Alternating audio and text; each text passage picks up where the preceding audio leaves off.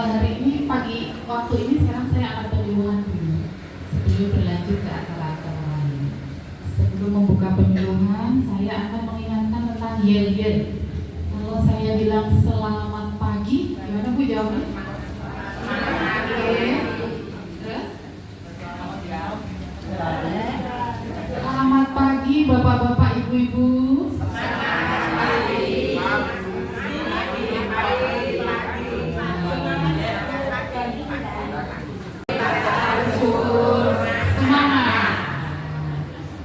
Jadi pagi ini saya akan memberikan penyuluhan sesuai dengan permintaan dari BPJS. Jadi BPJS itu sudah memberikan tema-tema apa yang harus disampaikan kepada panjenengan.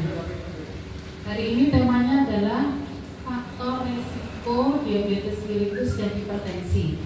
Ini sebenarnya sesuatu yang puasa lebih dari 126. Tapi gula yang tidak puasa ketika dicek yang disebut gula darah sesaat atau sewaktu itu 200.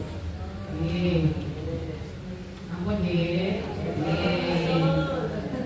Kenapa ini penting? Karena nanti kalau panjenengan ditanya atau panjenengan cek gula itu panjenengan tahu HbA1c lebih dari 6,5.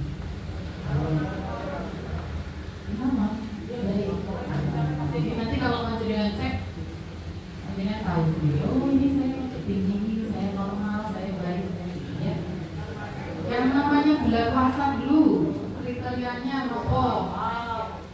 Gula darah puasa adalah gula darah yang diambil ketika kita tidak makan glukosa selama 8 jam.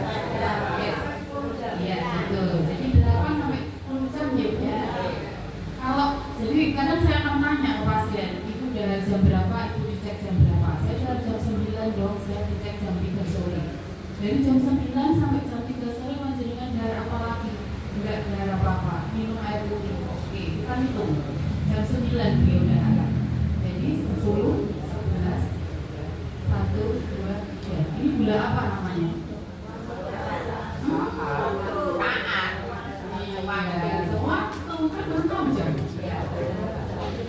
Oke, paham deh. Jadi ketika panjenengan cek, panjenengan harus evaluasi saya darah terakhir jam berapa. Kalau minum air putih itu bukan gula, boleh. Jadi ketika saya menyarankan pasien untuk periksa kesannya itu puasa, tapi artinya itu masih belum minum air putih, dan sedang mau cek gula. Betul ya. Jadi makan jam 9, cek jam 3 sore itu gula sewaktu. Kemudian kenapa ini penting saya sampaikan tentang penyakit diabetes, karena jumlahnya semakin meningkat setiap tahun. Kemudian prevalensi di Indonesia itu nomor 5 sedunia. Karena memang jumlah penderita besar, kita ranking 5 tertinggi penderita diabetes. Apa faktor resiko diabetes? Jadi bukan kalau kita tertinggi dan banyak itu artinya teman-teman kita banyak Bu yang diabetes itu. Jadi nggak boleh minder. Iya betul. Jadi jangan merasa gulaku 300 langsung sedih dan langsung itu malah nanti makin susah kita kendalikan. Jadi teman-temannya banyak ini, teman-teman pasien-pasien diabetes itu banyak karena kita ada terima sedunia. Faktor risikonya apa? Untuk pasien diabetes, satu ambil riwayat keluarga sebelumnya. Biasanya gen yang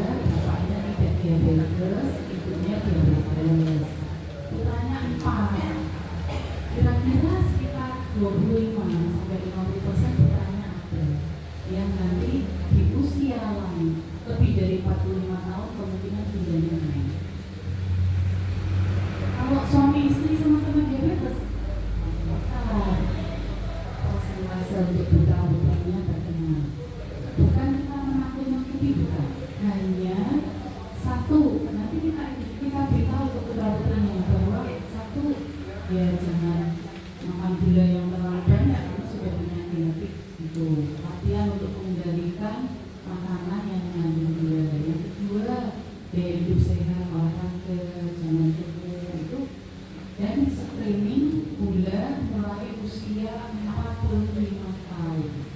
Jadi kalau ada putra-putra panjenengan yang usianya belum ya 45 tahun, kemudian hasilnya kan hasil dari ini kan namanya anak-anak itu acara boleh sewaktu boleh, puasa boleh, biasa boleh. terus lagi alat ya jadi sampai Faktor risiko kedua adalah berat badan yang berlebih. Faktor risiko ketiga adalah usia. Jadi tadi 45 tahun ya batasnya. Faktor risiko keempat, kurang aktivitas fisik. Faktor risiko kelima, merokok. Dan keenam adalah suka mengkonsumsi makanan tinggi gula. Makanan tinggi gula itu sekarang menjadi perhatian bagi dokter spesialis anak. Karena apa? Karena makanan anak kita itu sekarang tinggi gula. Mau itu apa? Hasilnya gula. Mau es krim, mau boba, mau apa aja sekarang tinggi gula. Jadi sekarang kalau yang sudah punya cucu atau yang anak-anak remaja, kamu juga diperhatikan tentang makanan tinggi gula ini ya. Ada yang mau ditanyakan untuk faktor risiko? Paham ya? Untuk berat badan berlebih sudah tahu hitungnya kan? Jadi pakainya indeks massa tubuh, tinggi badan sama berat badan. Nanti kalau ada kita ada tema khusus tentang pemeriksaan indeks massa tubuh. Kapan dikatakan menderita diabetes? Biasanya keluhan yang paling sering muncul adalah 3 ini. Yang paling atas namanya trias karena 3. Kemudian Mbak trias kan bukan nomor 3.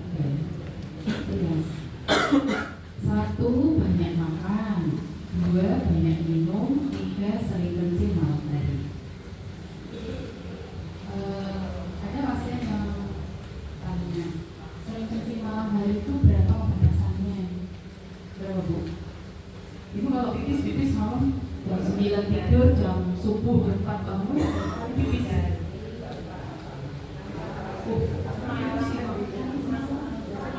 Berapa ya? Biasanya berapa sih? Mau tidur pipis belum dihitung. Jadi tidur malam hari itu oke 1 kali. Jadi hati-hati kalau di atas 3 kali. Cek gula itu salah satu tanda gulanya tinggi. Kalau baru sekali 2 kali jam 10 saya bangun dong, nanti jam 2 saya bangun, habis itu udah nggak lagi sampai pagi ya. Itu masih maksudnya biasanya belum. Terus banyak minum, biasanya karena haus terus. Jadi rasanya pasien-pasien yang gula tinggi itu minum. Ini tadi ya. Yang kedua, kadar gula puasa 126, kadar gula sewaktunya 200. Pengelolaan DM seperti ini yang selalu kita ajarkan, makan dulu.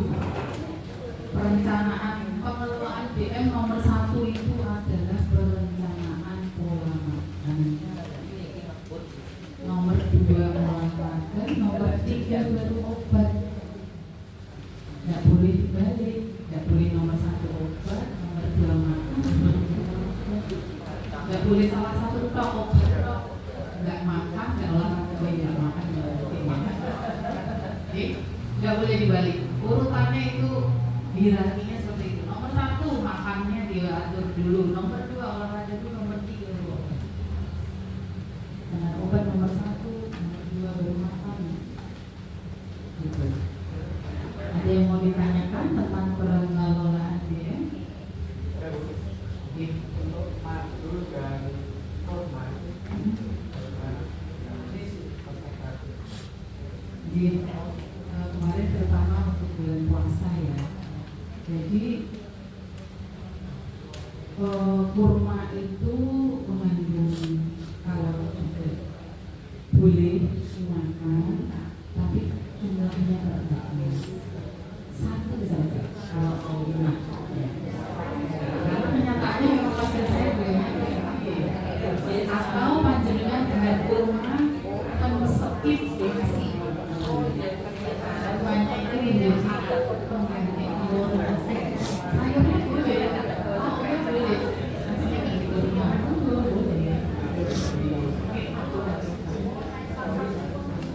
Madu juga mengandung bakteri.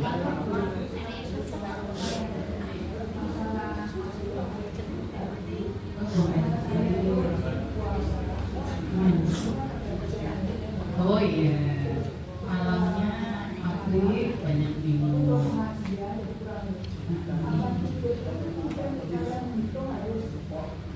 Sak liter gitu ya. Wih, langsung sak liter dari jam 9 malam. Sip.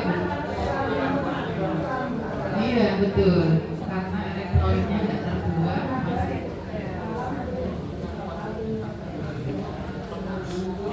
Apa boleh.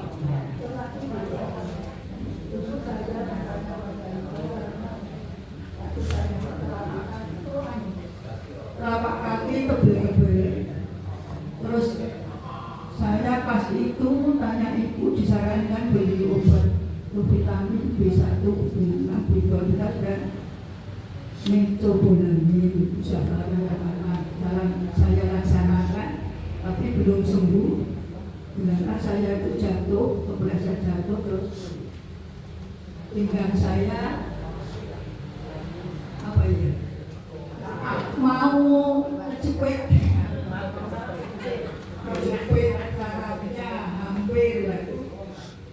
Diperiksa ke PKU Sukarjo itu sudah sembuh. Akhirnya saya kepleset lagi. Sering hati-hati. Terus saya anak saya Indianti itu di ronsen. Hasilnya dokter membaca tulang saya bergeser, sarafnya dijepit, sebaiknya operasi. Saya tidak mau, tidak berani, karena saya masih dapat aktivitas. Akhirnya diterapi sudah sembuh. Pas terapi pinggang itu kaki saya betul-betul itu telapak kaki sudah di sekolah, tapi tidak terasa, karena terasa padat gitu. Akhirnya yang terakhir itu dipijit-pijit, itu terasa sedikit. Yang terakhir itu yang tugas itu gini, Mbak, nanti kalau terasa ngilu berkata ya, setelah ngilu tuh saya jerit-jerit, Mas ngilu sekali. Terus saya dari dokter terapi dihentikan dulu, bolehnya nanti bulan Agustus terapinya yang betul-betul itu. Dari dokter sarafnya saya disarankan diberi obat mengurangi betul-betul sudah berjaba itu. Sampai sekarang tapi hanya memberi itu hanya 10 hari. Saya belum untuk sendiri tidak sebulan. Akhirnya setelah tadi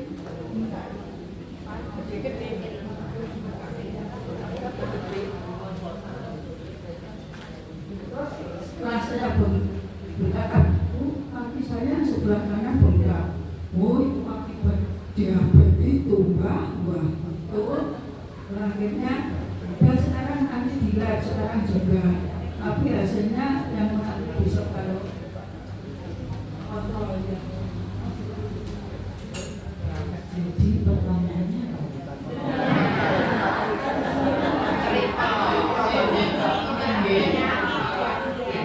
jadi satu, itu kan tadi cerita pipis malam hari, tapi karena minumnya seliter selalu sehari. Itu kan kriteria diabetes. Jadi kalau diabetes itu gulanya tinggi itu pipisnya lebih dari 2 kali dari jam 9 sampai jam 2 hari itu dengan pola minum yang biasa. Jadi karena gulanya tinggi, gula itu akan menarik cairan di saluran kaki sehingga bikin airnya ketarik. Airnya ketarik dan jadi terisi lebih cepat dari lagi. Kita ketarik rasanya sensori ke atas menjadi bawah. Tarik. Satu. Yang kedua, untuk tebel di kaki itu namanya neuropati. Neuropati diabetes adalah komplikasi kronis diabetes yang memang sulit kita obati. Biasanya treatment yang kita lakukan adalah vitamin lagi. Dari pilihannya yang paling bagus adalah vitamin B12 atau mecobalamin.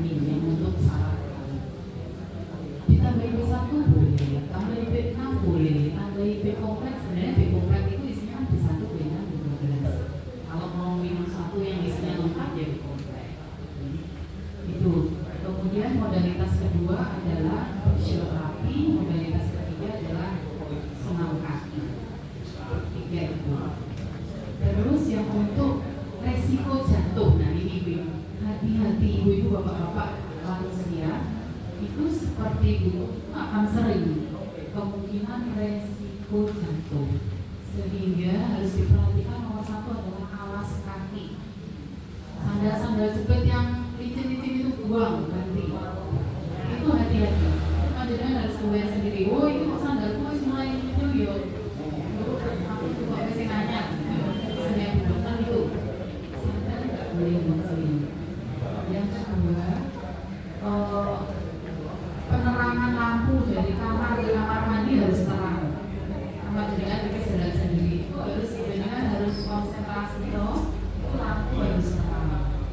Yang ketiga, boleh dikasih handrail atau pegangan ketika di kamar mandi itu, ketika nyambilan pipis, jongkok apa itu dengan pegangan. Nah, satu lagi yang menyebabkan sering jatuh, Bu Dokter, saya sudah hati-hati, sandal saya sudah baru, lampu saya sudah terang, kamar mandi ada pegangan, tapi sering jatuh. Ini adalah kekuatan otot kaki yang sudah mulai turun, yang namanya sarkopenia. Jadi saya pernah pelajari tentang sarkopenia. Sehingga panjenengan harus mulai latihan untuk kekuatan kaki panjenengan. Jinjit, ini, oh udah kuat jinjit. Pokoknya latihan apa jinjit. Jadi otot betis panjenengan harus kuat supaya enggak, iya. Ya, jadi kuatkan otot kaki. Dan terus oh bengkak. Bengkak itu benar kata dokter Sawab, bisa kemungkinan gangguan vaskuler atau gangguan pembuluh darah yang biasa terjadi juga pada diabetes. Biasanya kita lakukan USG double untuk memastikan apakah pembuluh darah kaki itu sudah tenang. Maka ada pertanyaan dulu ya, saya lanjutkan. Oke. Apakah hipertensi itu? Ini tentang hipertensi sekarang. Jadi hipertensi itu sekarang ada gradingnya, ada grade-nya. Ada nih hipertensi tingkat 1, hipertensi tingkat 2, ada prehipertensi yang terbaru. Dikatakan hipertensi apabila batasnya berapa Bu? Dokter bilang Bu tensinya dhuwur,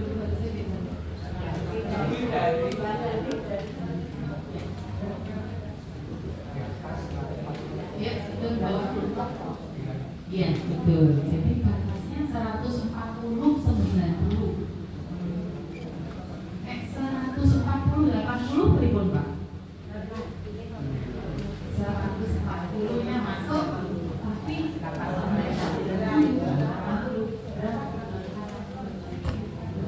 masih lama. Kalau hamil kriterianya itu adalah jadi 140 atau 9. Sehingga ketika 140 80 kriterianya masuk di grade 1 hipertensi. Tapi kita tawarkan apakah mau pakai obat atau mau 140 dengan boleh. Sekarang kalau 130 90 Bu. Iya, 90-nya masuk ya. Jadi hipertensi grade 1. Iya. Karena kriterianya pakai akal.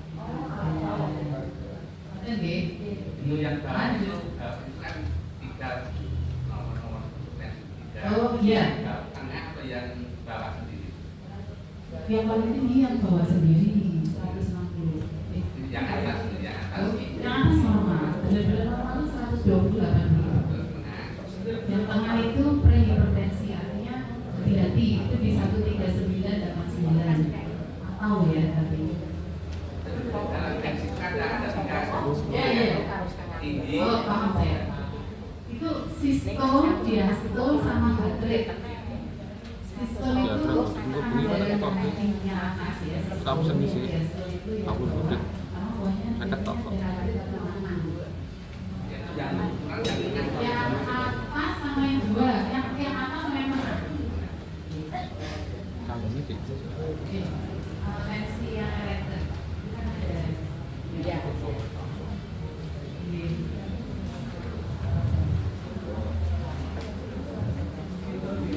Jadi apakah hipertensi itu sudah paham deh? Apa resikonya? Resikonya hampir sama dengan diabetes. Pada usia, jenis kelamin, genetik, kemudian berat badan yang berlebih, merokok, makanan tinggi lemak, kolesterol, garam berlebih, aktivitas fisik kurang, stres, alkohol. Pengelolaan hipertensi di sini konsumsi obat, mengurangi asupan garam, memperbaiki makan dengan makanan sehat, aktivitas fisik, tidak stres, berat badan yang menunjukkan normal, tidak merokok. Ada yang masih merokok Pak? Misalnya ibu kayaknya. Apakah ada yang masih merokok? Alhamdulillah. Kelola stres dengan teknik relaksasi dan pemeriksaan tekanan darah secara rutin. Yang mau ditanyakan?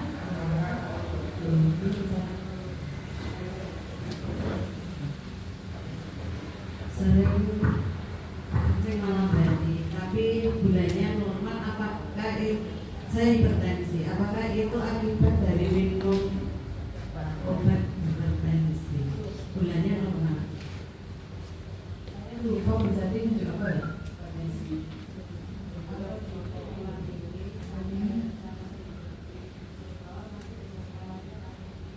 Jadi amplopipinnya sorry. Amplopipin nggak bikin pipis-pipis. Oh ya.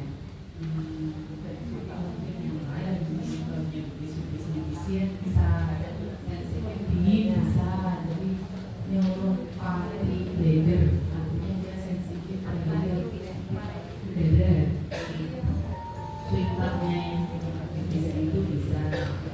Terus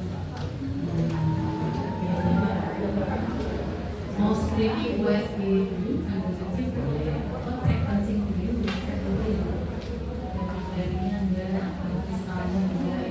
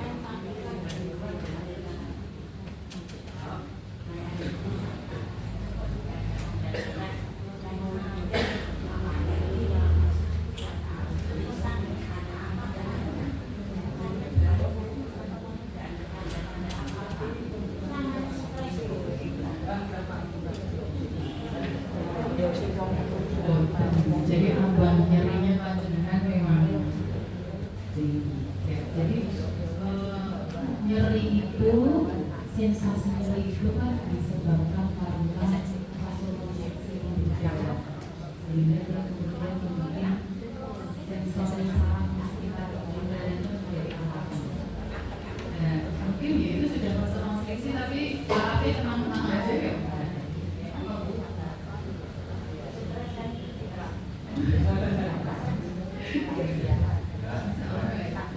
Masa begini stres? Ini cukup toh. Gimana kok ada lagi? Satu lagi ya. Terima kasih. Kalau saya itu teman dokter kan, dokter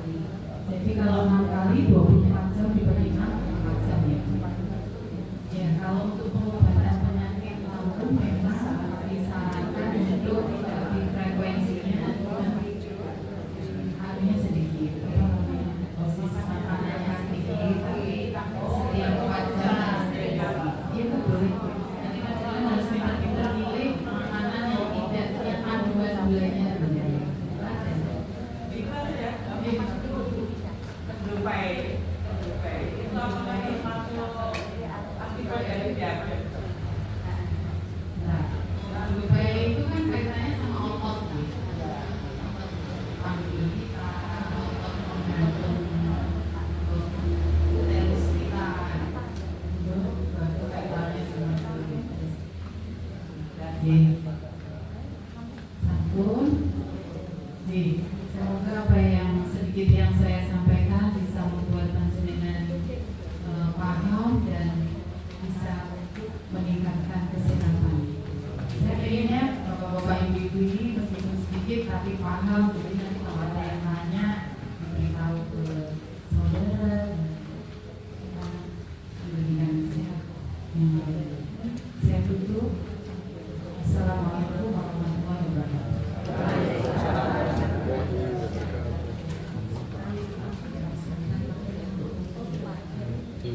Terima kasih dokter atas pemberian penyuluhannya, mudah-mudahan bermanfaat untuk kita semua.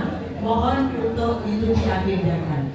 Untuk acara berikutnya, karena ini kesempatan dokter juga waktunya selak ditunggu-tunggu, tolong untuk kita foto, yaitu pertama untuk dengan pengurus dulu. Mohon ke depan dengan cepat segera. Nanti kalau sudah urutannya dari panitia yang perempuan dulu, setelah itu dengan bapak-bapak. Monggo untuk yang panitia sama dokter Aulia, Mas Rian, Mbak, untuk yang bisa difoto untuk siap ke depan.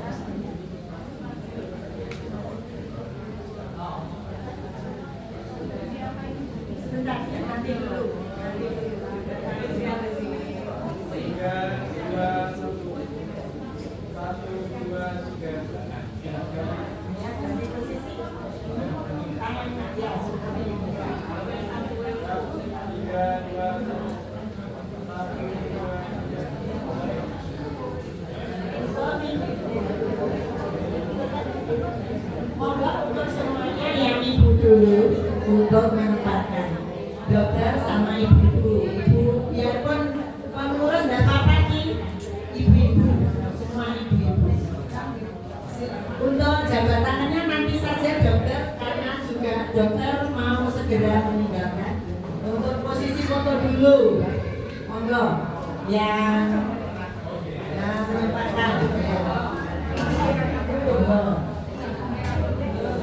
Monggo untuk menempatkan. Di belakangnya dokter bisa yang tinggi-tinggi, yang merasa tinggi di belakangnya dokter. Ya, biar. Monggo ibu-ibu semua. Ayo Mbak pelatih. Monggo. Ya, enggak apa-apa. Monggo. Bisa untuk mengambil. Ya, silakan. Silakan. Monggo. Menempatkan diri, ayo menempatkan diri. Monggo. Ayo Mas, kamu tinggi di kursi nggak apa-apa. Dokter di tengah. Ayo Bu. Agak ke belakang. Mesti yang ini masih modal nanti.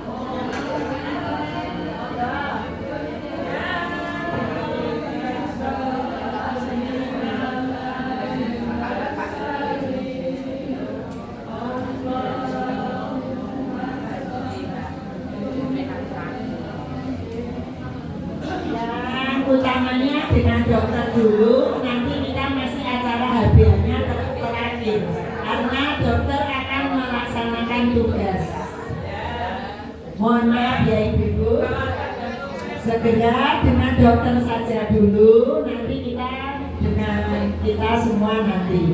Setelah itu mohon bapak-bapak untuk menempatkan diri ke depan untuk foto bersama dengan dokter Aulia.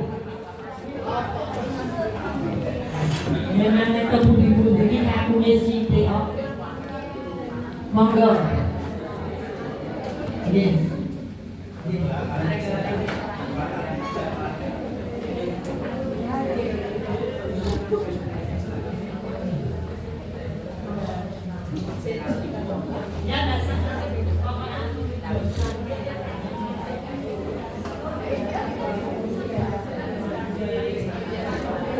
Monggo untuk menempatkan diri.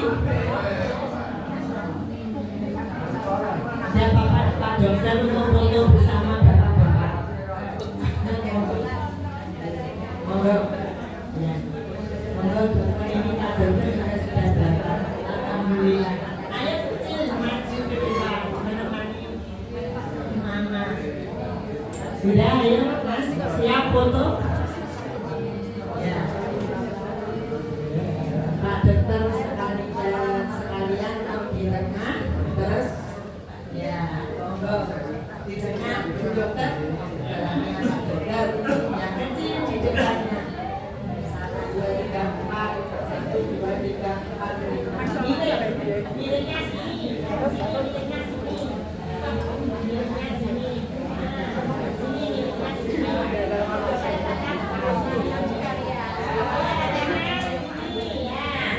maaf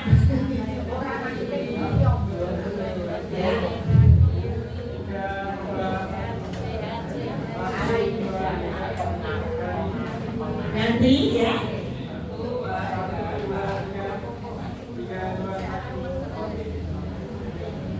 Terima kasih untuk menempatkan diri. Udah, ya. Terima kasih Bu Dokter untuk melaksanakan tugas. Ya.